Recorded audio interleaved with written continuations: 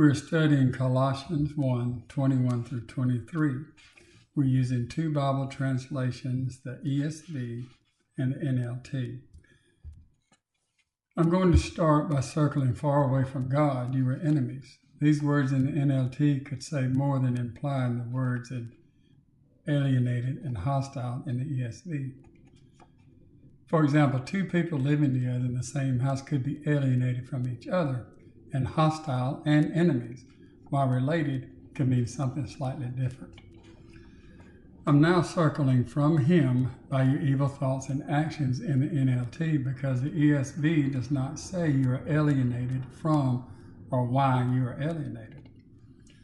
I think alienation from God is meant, but I'm not sure yet. Also, the hostile mind in the ESV could imply that you are alienated because of an inherent hostility that results in evil thoughts and actions. This is a slightly different idea than you're alienated because of the evil thoughts and actions. I'm going to circle yet to himself in verse 22 of the NLT, since these are not in the ESV, and since yet implies that two opposing ideas are joined, which I think is probably the case, but I'm not sure yet either. I also notice that the NLT uses a phrase, as a result, he has brought you into his own presence, while the ESV uses the phrase, in order to present you.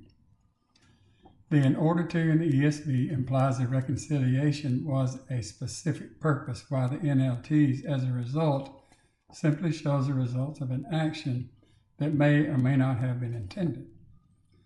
Also, the NLT inserts the phrase, you are, which indicates an internal holiness and blamelessness that is not necessarily indicated by the ESV. It makes me wonder if you are really holy and a blameless person, a person without sin, or if you're declared to be holy and blameless. Verse 22, I'm going to circle but in the NLT and if in the ESV. If implies a condition that must be met. I think the NLT is probably also but to imply a condition, but I'm not sure. I'm circling to believe this truth in the NLT and in the faith in the ESV. I know that in the faith means believing the truth of the gospel, and I'm wondering if the NLT means believing the truth that you are reconciled, or the truth of the gospel, or maybe the NLT is implying that the truth of reconciliation and the truth of the gospel are the same truths.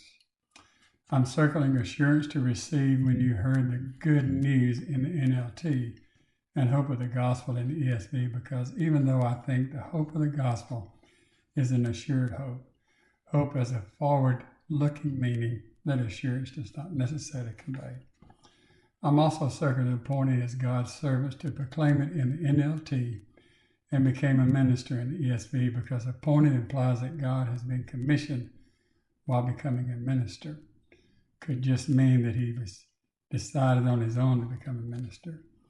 I think I remember reading somewhere, maybe Acts, that Paul was commissioned.